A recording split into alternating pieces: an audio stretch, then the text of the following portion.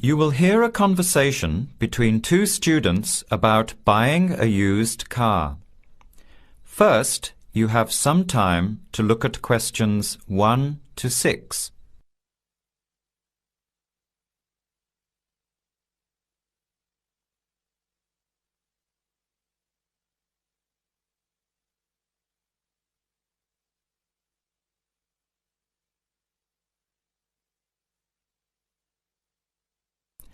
Answer the questions as you listen. You will not hear the recording a second time. Listen carefully to the conversation and answer questions 1 to 6.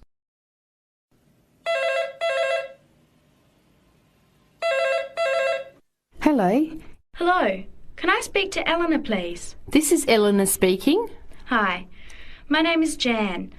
I'm calling about the car that was advertised on the notice board in the Student Union building. Is it still for sale? Yes, it is. Your ad says it's a 1985 Celica, in good condition. It's old, but it has been well looked after. My family has had the car for 10 years. I'm just the third owner and my mother had it before me, so we know its history. We've got all the receipts and records. It's had regular maintenance and the brakes were done last year. It runs really well but looks its age. Why are you selling it, by the way? Well, I'm going overseas next month to study. I'll be away for at least 2 years, so I have to sell it. Unfortunately, it's been a good car. You want $1,500, is that right? I was asking $2,000, but since I need to sell it quickly, I've reduced the price. Would you like to come and take it for a drive? I don't live far from the university. Yes, I'd like to have a look. What time would suit you? Any time this evening is fine. Well, I finish classes at 6 o'clock. How about straight after that? Say 6:30? Great, I'll give you directions. When you leave the main gate of the university, turn left on South Road and keep going until you get to the Grand Cinema. Take the first right, that's Princess Street. I'm at number 88 on the right. So it's 80 Princess Street? No, it's 88 Princess Street and the suburb is Parkwood. You'll see the car parked in front. It's the red one with the for sale sign on it. OK, thanks Eleanor. I'll see you later. Bye. Before you hear the rest of the conversation, you have some time to look at questions 7 to 10.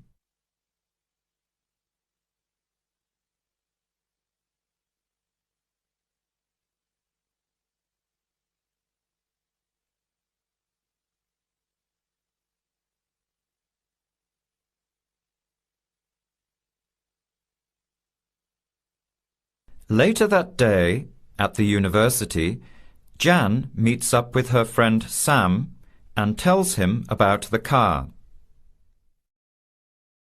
Hi, Sam. Hey, Jan. What's happening? I'm glad I ran into you.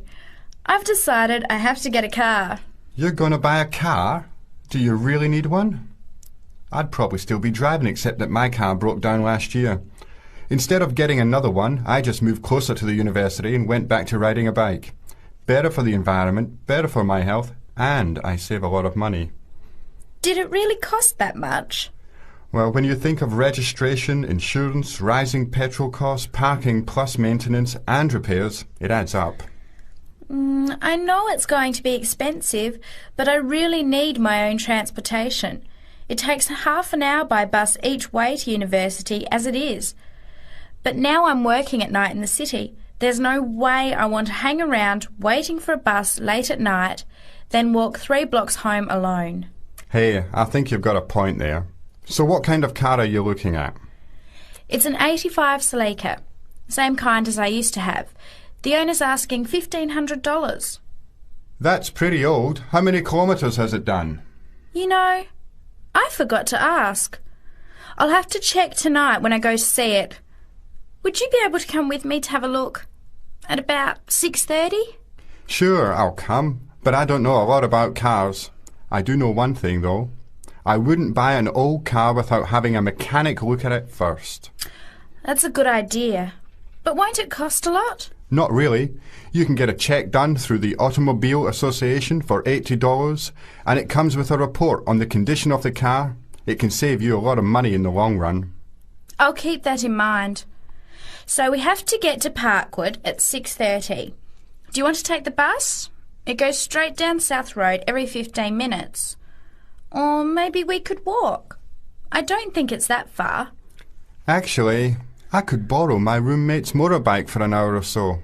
He's working all evening in the library. Do you think he'd mind? No way. He owes me a favour or two. Okay, great. See you at 6, outside the student centre. That is the end of part 1. You now have half a minute to check your answers.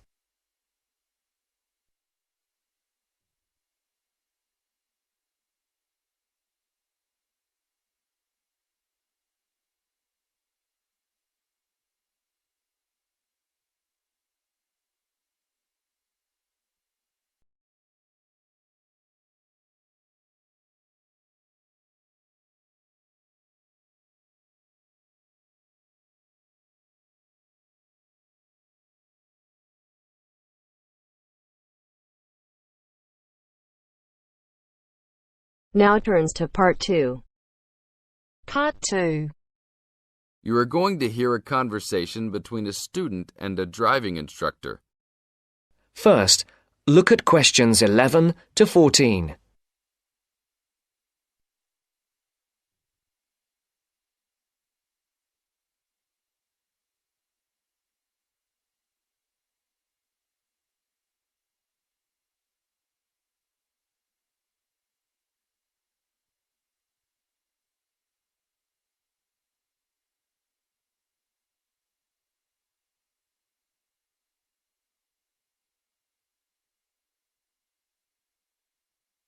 Listen carefully.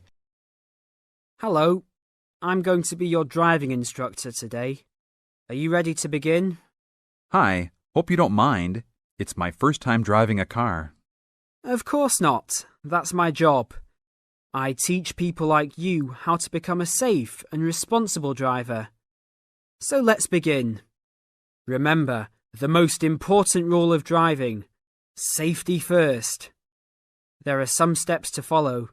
First, you should put on your seatbelt. You should always remember to do that. In case of an accident or emergency, having a seatbelt on is of utmost importance.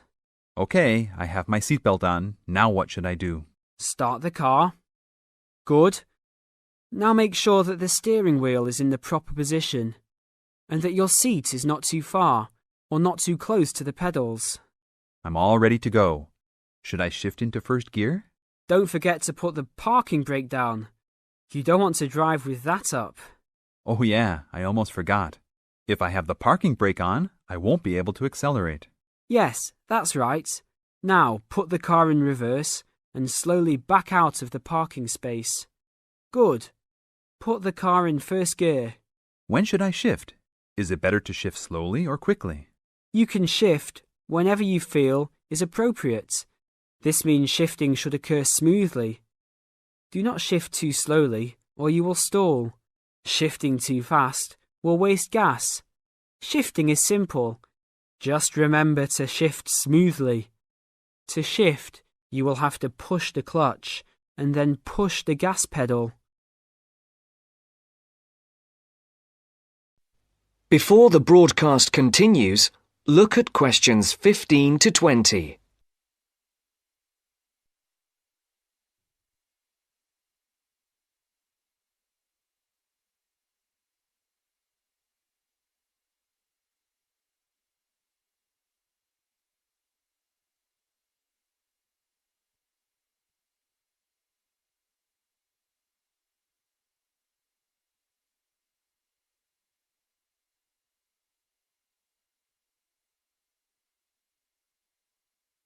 You will now listen to the second part of the talk. Remember, smoothly is the key to good shifting. Like this? Yes, that's good. Now keep it slow. Don't drive very fast just yet.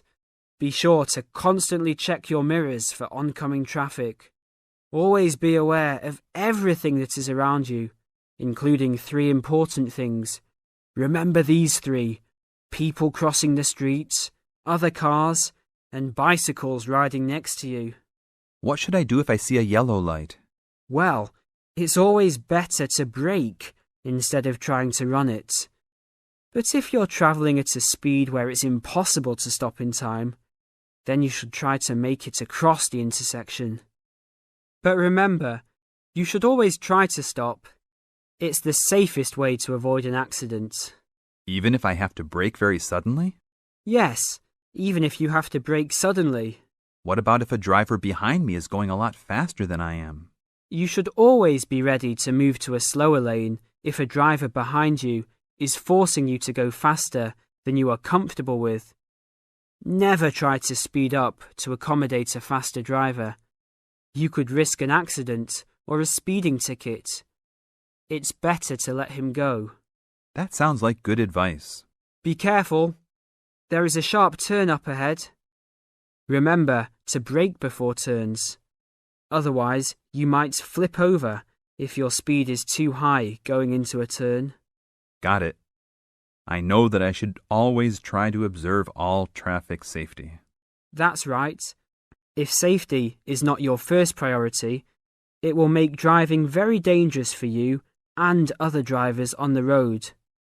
Okay, park the car here. You did a great job today for your first day. I'll see you in 3 days. Thanks so much. I will see you then.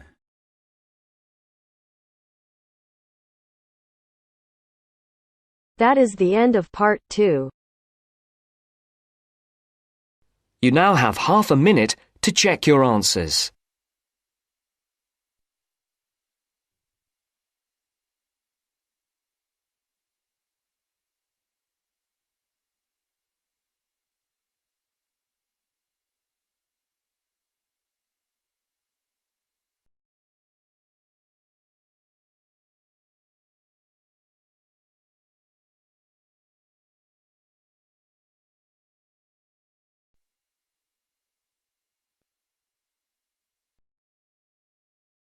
Now turns to part 3.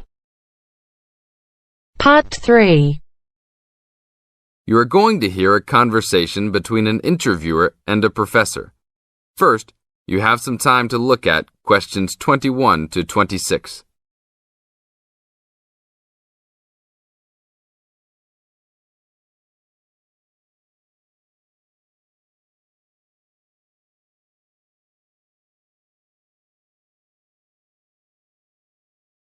Now listen to the tape and answer questions 21 to 26. Today I'm here with Professor Nittick, who is our new university president.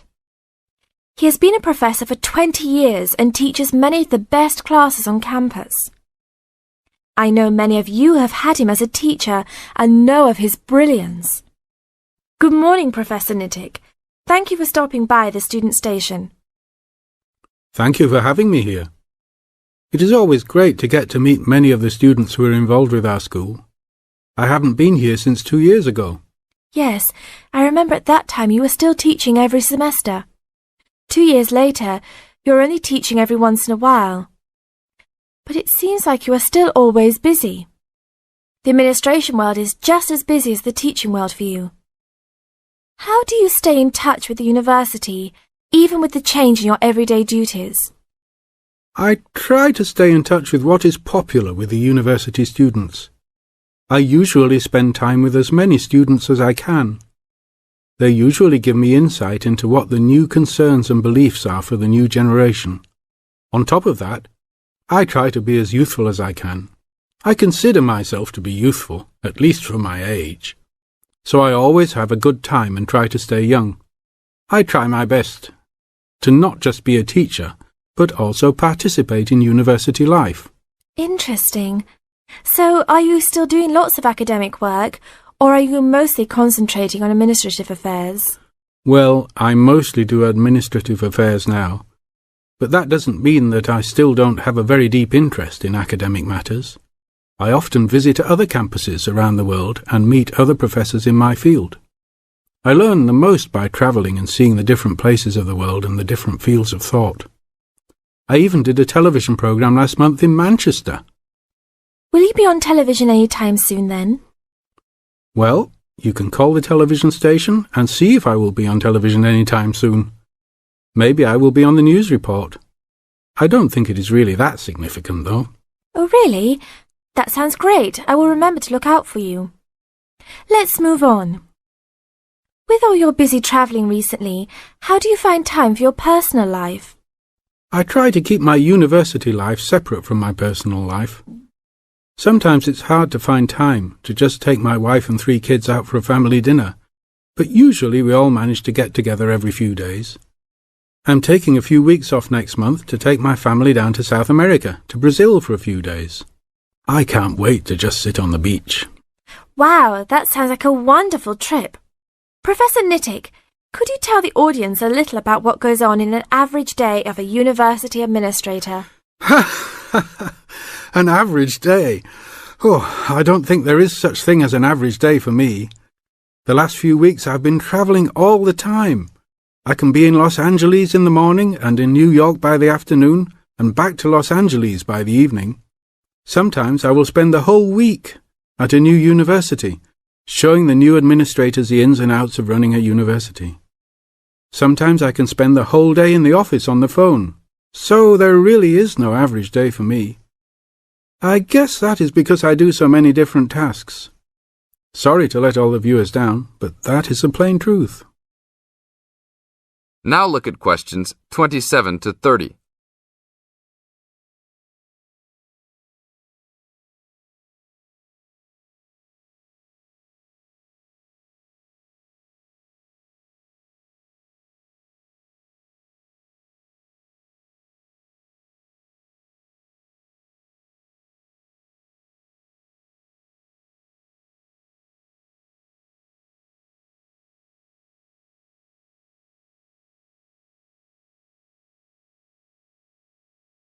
Now listen to the tape and answer questions 27 to 30. Well, I guess I can sum it up for them. You are a busy man. That is probably a good description. So, are there any immediate plans for the coming few weeks? Well, I'm in Los Angeles for the next 2 days, and then I fly to Colorado to meet a new prospective professor for our university. I will be in Colorado for about a week. Then I go to Japan for the next 10 days to meet with our university branch in Japan about record sales there. After that, I return to Los Angeles for a week, just in time for the graduation of the class of 2001. There you have it, my next month's schedule. Thank you very much, Professor Nittick. I always enjoy having you on our show. We hope to have you back on our show next time.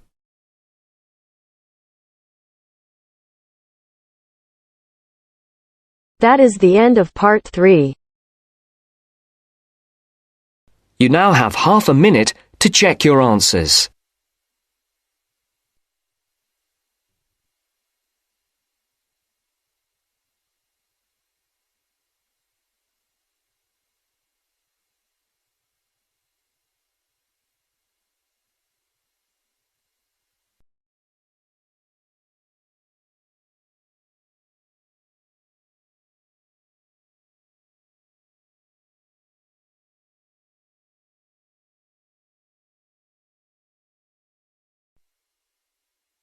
Now turns to part 4. Part 4. You're going to listen to a talk about tea in the UK. First, you have some time to look at questions 31 to 40.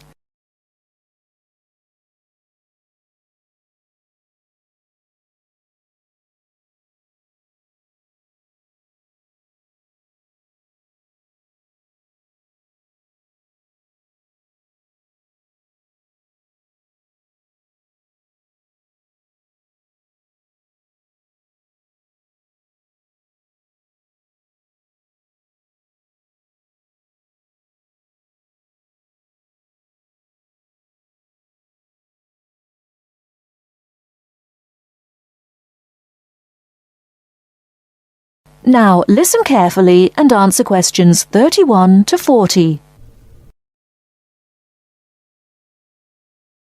During the 1930s, there was a popular song which had the title "Everything Stops for Tea," and to millions of British people, a restful cuppa is still an ideal way to relax for a few minutes from the rigours of the day. The English custom of drinking tea has its roots in the 17th and 18th centuries. When first imported to Britain, the exotic cha, or cha, as the Chinese tea was variously called, was considered a man's drink to be enjoyed with colleagues at London coffee shops. These were popular meeting places for many walks of life: politicians, lawyers, poets, actors, and writers. Many London clubs began in this manner, and the famous Lloyd's Insurance underwriters started out as Lloyd's Coffee House. In 1706, the first coffee house that offered tea was Tom's Coffee House, owned by Thomas Twining. He realized that he needed to introduce an added attraction to compete with the many other coffee houses in London, and tea was rare, exotic, and extremely expensive. With these credentials, tea became an exclusive drink and enabled Twining to open a tea shop under the sign of the Golden Lion in the Strand. By the 18th century, the ladies of the more affluent classes were going China mad, using tea as an excuse for displaying their extravagant purchases of Chinese porcelain and Dresden tea sets. A comprehensive tea tray would consist of a teapot and stand, teacups and saucers, sugar bowl, milk jug, and basin for discarded tea and tea leaves. Tea was still expensive and kept in locked tea caddies. Skilled craftsmen fashioned caddies of carved inlaid woods fitted with crystal and precious metals. To ensure the servants weren't tempted by this priceless commodity, the caddy was kept locked, and only the mistress of the house held the key and prepared tea when guests came to visit. No well-brought-up young Englishwoman could consider herself socially acceptable unless she knew how to brew a proper cup of tea. As the 18th century progressed, changes in commerce and working hours resulted in the main meal of the day being taken much later in the evening. The prospect of lasting from breakfast until evening did not appeal to the Duchess of Bedford, who is usually credited with being the first to alleviate late afternoon hunger pangs by introducing a small 4 o'clock meal served with tea.